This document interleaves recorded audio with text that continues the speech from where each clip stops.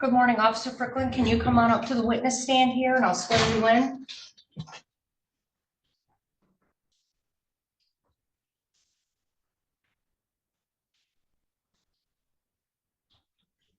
You stand and face me. You solemnly swear or affirm to tell the truth, the whole truth, and nothing but the truth, so help you God. I do. Okay, if you can have a seat in that witness chair and start by saying your first and last name and then spelling your first and last name for the court reporter. First name is Josh, last name Fricklin. First name is spelled J-O-S-H. Last name is spelled F-R-Y-C-K-L-A-N-D. Your witness, counsel. Thank you, Your Honor. And good morning, Officer Fricklin. Good morning. And could you please tell me where it is that you are currently employed? Taylor Police Department. And in what capacity are you employed there? As a road control officer. And were you employed in that capacity on July 23rd of 2024? Yes, sir. Were you in fact working on that day? Yes, sir. And did your duties on that day take you to or near the intersection of Beach Daily and Newcastle? Yes, sir. Okay, and is that in the city of Taylor and county of Wayne? It is. Okay, and why were you there on that day? I was there for something unrelated to this incident. I was a female whose dad was in the hospital. Okay, I would stop you there. Suffice to say it was unrelated to why we're here in court today? Yes, yes. Okay, understood. Now, were you alone or with any partners? I was alone. And around what time of day did your duties bring you to this intersection? According to my reports. Sir, would you reviewing your report refresh your recollection? It would. Okay, if you can review your report, read your report, and then you can't read off your report. You can only use it to refresh your memory, okay? Okay. And I'll ask you just turn it face down and Sure. look at me when you're done refreshing your recollection. Sure. All right, around what time of day was It was it? approximately 1:54 in the Okay. afternoon. Understood. And were you in a vehicle or on foot patrol on that day? In a vehicle. Okay, could you describe that vehicle to me? Fully marked police vehicle. So it's the Taylor Police Department on the side. Okay, and were you wearing a uniform on that I day? was. And could you describe that uniform for me? What I am currently wearing now. Okay, for the record, can you describe what that looks like? So Is that a standard issue it is. Yes. Taylor Police Department uniform? Yes, ma'am. Okay. Thank you. And Officer Fricklin, is there anyone here in this court today who you recognize as having been present at or near that same intersection on that day? I do, sir. Okay, if you could please point to that individual and identify them by an article of clothing that they're wearing today. It's a male here wearing a black shirt. And Your Honor, may the record reflect, he has identified the defendant, Mr. Micah Drouillard, in this case. No objection. All right, record shall so reflect. Okay, and did you have an opportunity to interact with the defendant in this case on that day? Yes, sir. Now, tell me briefly how you came to interact with him. His dad had located me at Newcastle at Beach Daily. Okay, now, before you tell me anything further, did he convey some information to you? Yes. Okay, now, based on that information, what, if anything, did you do next? Excuse me. Spoke with him briefly. Okay, him being the defendant's father? Correct. Yes, Okay. sir. Spoke with him briefly, informed me that he was involved in a domestic violence incident. Okay, now, before we go any further, tell me what you did using that information, if anything. I spoke with the victim and Okay. then put it out over the radio to notify dispatch and other units. Understood. Now, Can I ask a question? When you say victim, was that who you believed to be his father at the time? Yes, ma'am. Okay. okay. Now, after putting that call out over the radio, did you come into contact with the defendant in this case? I came in contact with him shortly after. Okay. Was it an hour, 15 minutes? Approximately a minute or two. Okay. Now, tell me where the defendant was. Where did you first observe him? In front of his house, standing next to a blue Ford Mustang. Okay. Now, was he on foot? Was he? Where was he at? He was on foot at the time. The vehicle was parked in front of the house, and I observed him enter the vehicle in the driver's seat. Now, when he entered that vehicle, did that vehicle start driving? It did. Okay. And upon observing that, what did you do next? I got in my patrol vehicle, Okay. drove to the east side of Beach Daily, Okay. tried to flip around Okay. try to gauge where he was going to go next. Okay, and after doing that, what did you do then?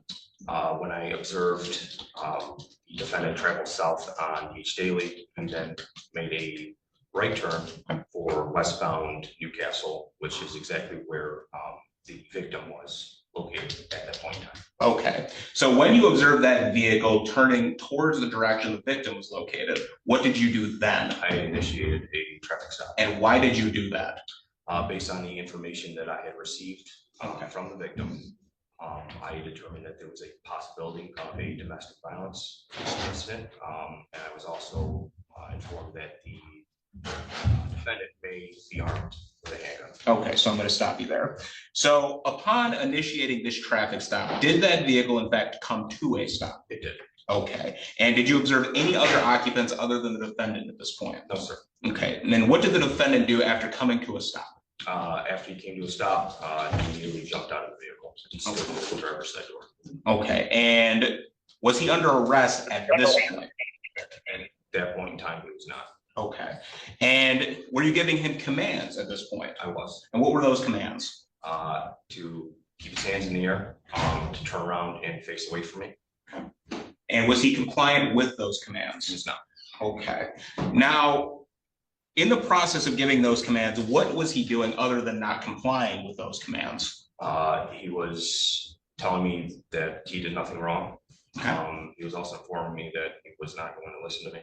Okay. And then he at one point informed me to shoot him. Okay. He informed you what? To shoot him. Now, during this altercation, did he remain in one spot? Did he try to leave? What was he doing? He remained in one spot briefly. Okay, and you say briefly, so at some point he started leaving. He did. Okay, where specifically, which direction was he heading? Towards the victim. Okay, and once you observed that, did you continue to give commands? Once I observed that he started walking towards the victim, and then I realized that my commands were not working with him, I did approach the defendant. Okay, and you say approach, were you still issuing in commands at this point? Correct, yes. Okay, and he still was not compliant with those? Yes, sir. Okay, now after you approached the defendant, what did you do next? I informed him that he was under arrest at that point. I holstered my department issued firearm and went hands-on with him to try to effect an arrest. Okay, and did you in fact effect an arrest upon him?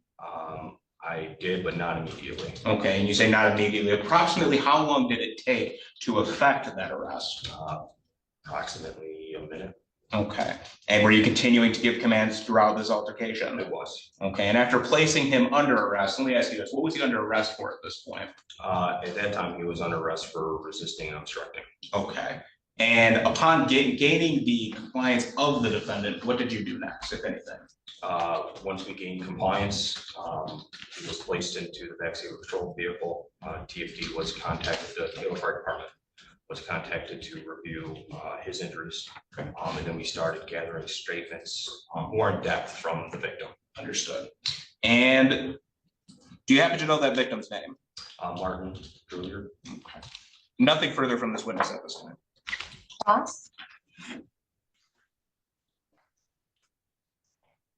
Good afternoon, sir. When did you tell the defendant he was under arrest? I believe I told him he was under arrest as I was approaching him on foot. Do you believe that the defendant was in a coherent state of mind? I don't believe he was in a coherent state of mind at the time. I had no reason not to believe that. What were precisely what were you told by the alleged victim? I was told that. Your Honor, I'm going to object to that closer hearsay. They already brought it in, Your Honor, because he had testified that he was the reason for a stop was he was told by the victim that it was a domestic violence incident. And Your Honor, I brought Okay, that. but it's still hearsay. I mean, he asked questions about, he specifically told the officer when he asked those questions, he said, tell me, you had a conversation with him, and then he correctly said, based on that conversation, what did you do? He did not ask him for specifics of that conversation. It's hearsay unless you can establish that it falls under some exception to the hearsay rule. And if you need to establish that, you can certainly work for that. No, well, let me ask you this, if I may. The victim's report, not asking what it was your sole reason for the stop, correct? The initial contact from the victim, correct. And that is you would not have arrested the defendant for any other reason.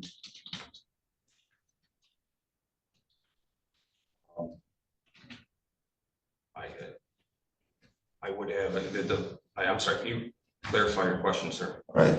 If you allege, presumably you allege that you were told a crime was committed by the victim, and that's why you effectuated an arrest. And if you weren't told that, you would have never arrested the defendant, correct? Effectuated the arrest or effectuated the stop? Well, Or both? I would assume both. If what you're saying is the victim never informed me that he was involved in a domestic violence incident, that I would not have stopped him otherwise, correct. Do you have, did you have knowledge, and so what are your allegations specifically as to how the defendant resisted arrest? He resisted arrest, mainly one, he wasn't following orders and commands. And then when he turned his back on me and walked towards the victim, that's when I had to change my tactics and approach.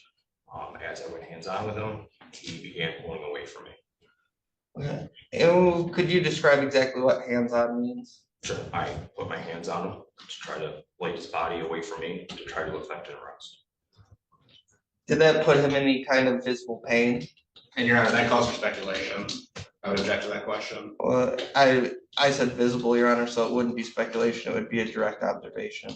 I mean, you can ask him if he had a direct observation of the defendant in pain. No, Did he inform you of any medical conditions he had? I don't recall. So you're not denying that it's possible that he did? Well, that's speculation. Did you go back to the police station that night? I didn't. Was there any incidents of violence that you observed at the police station? No, sir. I'm sorry, Your Honor, I have to object to the relevance of that question. I mean, it was such I don't even know what the question was relating to, so. I mean, if there's a foundation that you need to lay so I can determine if it's a relevant question, Sure. you could do so. Well, Your Honor, he answered no, so I don't believe I can lay a foundation. Okay. Okay, that is all I have. Thank you very much. And no redirect based on that, Your Honor. All right. Can this witness be excused then? This was from the people, yes. All right, Officer Strickland, thanks for coming in. You're all set, sir. Sure. And Your Honor, the people will be calling no further witnesses at this time. Okay. Your Honor, the defense would call the defendant's father, Mr. Drouillard, to the stand. Okay.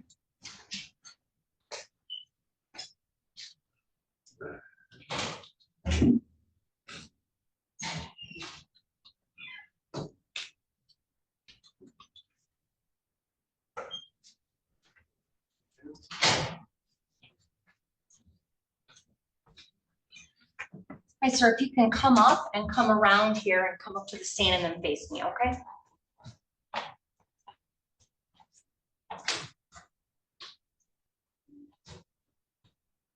Sir, can you raise your right hand? That's close enough. All right. Do you solemnly swear or affirm to tell the truth, the whole truth, and nothing but the truth, so help you God? I do. All right. Mr. Drouillard, if you can have a seat in that witness chair. And I'm going to ask you to speak loud and clear and tell us your first and last name and then spell your first and last name. Martin Drouillard, MARTIN DROUILLARD. Okay, your witness counsel. Good afternoon, sir. On the date in question when your son was arrested, what was going on? I mean, there's a whole backstory to it. So, you know, he's been trying to stop smoking marijuana and everything. And he had taken some medication that day and I wouldn't let him drive the car. His girlfriend went to the hospital because she has a hole in her heart. And they found that out that day. And he was a little upset and everything. And so we argued there, and it was really hot that day and I was on the front porch and I couldn't breathe. I thought, I felt like I was choking or something. And I left from the house, went down the street. Me and the previous officer had already spoken because there was a situation that went on the night before. We were up all night because. And Your Honor, I'm objecting to narrative. Yeah, you're gonna have to ask him questions. And because I don't even know who the other officer is. Is he talking about Officer Strickland or? The officer that just walked out. Officer Strickland, okay. The officer that just walked out, sir, did you report to him that you were having trouble with your heart? I did. Did you ever report to him that your son had at all physically violated your person? I told him we were arguing. We have gotten into an argument because I kept the car keys. Did your son physically assault you that day? No, he did not. Okay. Did he break any of your things? No, he did not. Okay. And you didn't inform the officer that just walked out that he broke anything or physically assaulted you, did you? I told him we had a really bad argument. That's what I said. I felt like I was choking and my chest was hurting really bad. I've had 2 heart attacks, so I know the feeling. And that's what happened. Then he pulled out of the house and I told the officer, I said, there is a pistol in that car because the previous night we had those homeless people breaking into our neighbor's house who's now in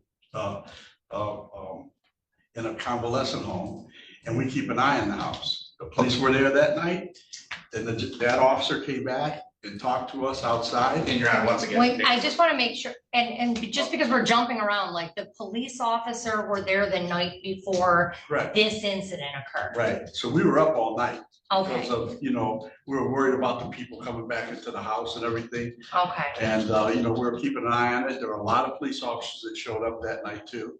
The night before this incident? Right. Okay, And that was like 2 or 3 in the morning, and we were, we were fearful through the night because you don't know what these people are doing, okay. And the next day, that officer came back and talked to the lady that is the daughter of the gentleman that lives in the house. Okay. I have no further questions, Your Honor. So, wait, so that all happened the Night before. night before? Yep. Okay, and then the testimony that you gave with respect to this day for this incident, I know it happened in the early morning hours, Yep. is that the officer was in the area, right? And you had seen him the day before. We were talking to him right there just before it happened, just before everything happened. And he just pulled down and parked. The And so- officer did? Yeah, so I went down the street, pulled up next to him. I said, man, I think I'm having a heart attack. Can you call him? And that's when you told him that there was an Yeah. argument with Yeah, your I son? said, me and him got in a pretty good argument. Okay, And I said, I felt like I'm choking and everything. and then you told him there was a pistol in the car? Correct, because Okay. we had it there the night before, my pistol, my car. Okay. All right, and I'm sorry, are you done with questions? I am, Your Honor. All right, I just needed that clarified. Cross-examination, if any? Very briefly, Your Honor.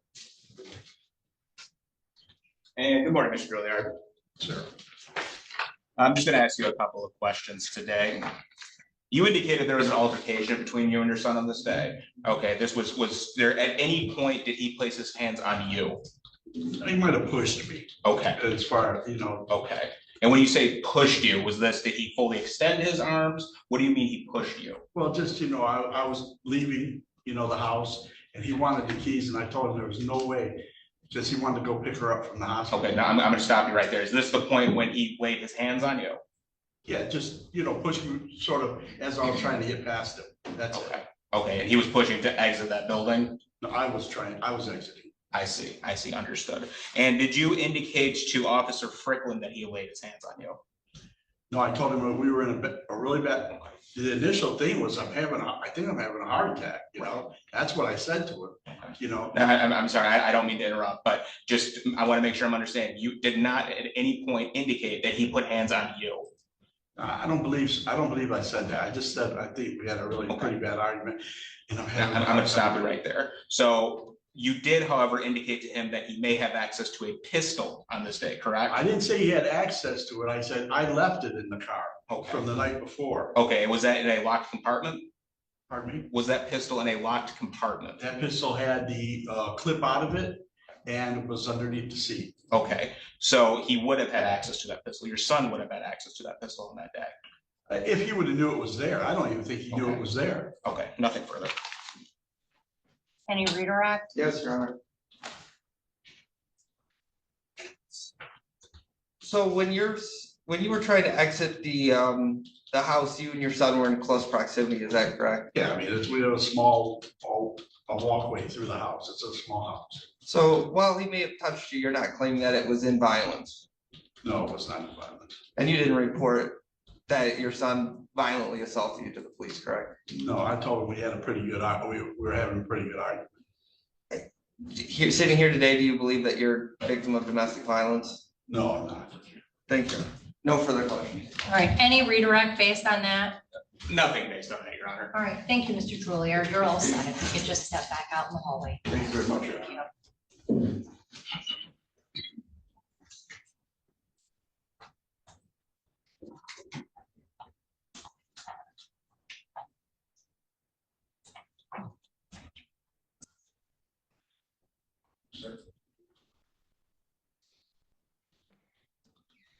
Further witnesses from defense? No, we rest, Your Honor. Prosecutor?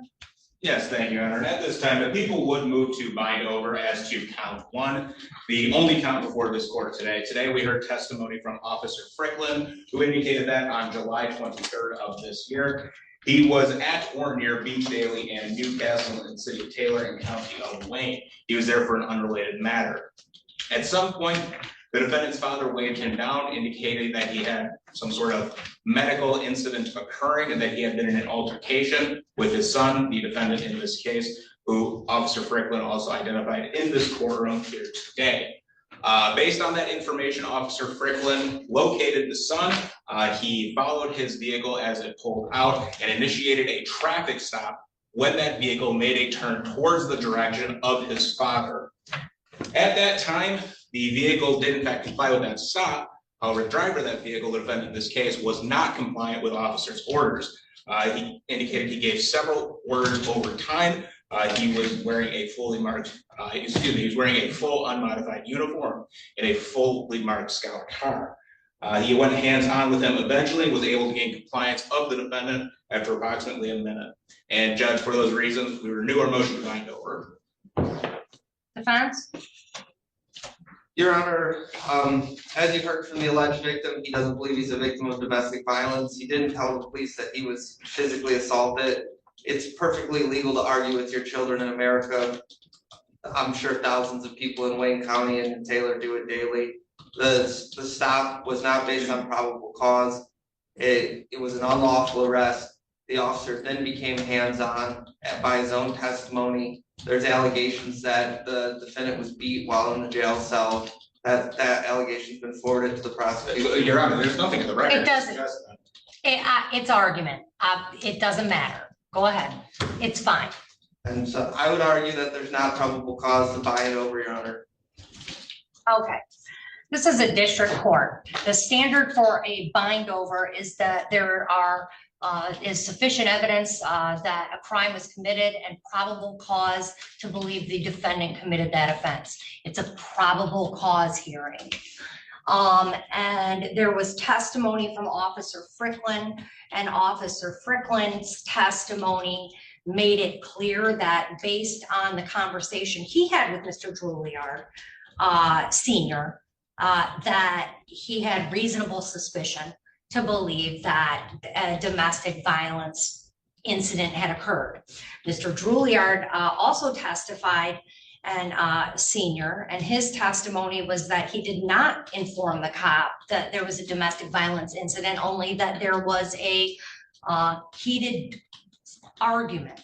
And that dispute between the witnesses creates a question of fact for a trier of fact as to whether or not there was a reasonable suspicion, right? two witnesses are disagreeing, one saying, I didn't tell him that, the other one saying, oh, yes, he did. That's a question of fact for a trier of fact. Based on the evidence that I heard from Officer Fricklin and Mr. Drouillard, Officer Fricklin testified he was in the beach in Newcastle area. He was alone in a fully marked car, full police issued uniform. He testified that he spoke with Mr. Drouillard Sr. And then he's just a minute or two later, he saw the defendant on foot and saw him enter a vehicle. And based on his reasonable suspicion that criminal activity was afoot or probable cause, based on his conversations with Mr. Drouillard Sr., that a domestic violence incident had occurred, he effectuated a traffic stop. He also testified that he was informed that the defendant may have a handgun. Mr. Drouillard testified that he told the officer that there was a firearm in the vehicle.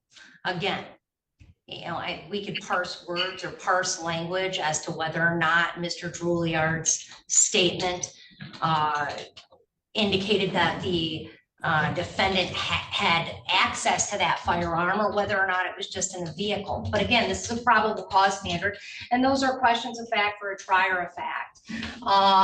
He testified, Officer Fricklin, that when he stopped the motor vehicle, that Mr. Drouillard Jr. Jumped out of the vehicle. He was given orders to put his hands in the air and turn away. The officer testified he would not comply, and at one point said to the officer, just shoot him. The officer testified that he continued to give the defendant orders and that they were ignored. And then when the defendant began walking towards Mr. Drouillard Sr., he was approached to be put under arrest. And he did not immediately comply with that. He said he would not listen to orders, which ultimately led to him having to put his hands on him, as the officer said.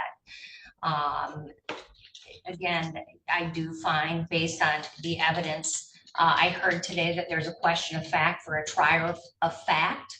And there's also the lowest possible standard in criminal law that needs to be proven to me for purposes of a bind over. It's a probable cause hearing. So the defendant will be bound over on count one. Police officer assaulting, resisting, and obstructing, which is a felony punishable by up to 2 years and or $2,000. You'll be bound over to the new Third Circuit Court, and the arraignment on the information will occur Wednesday, October 2nd of 2024. Okay? Thank you, Your Honor. Thank you, Your Honor.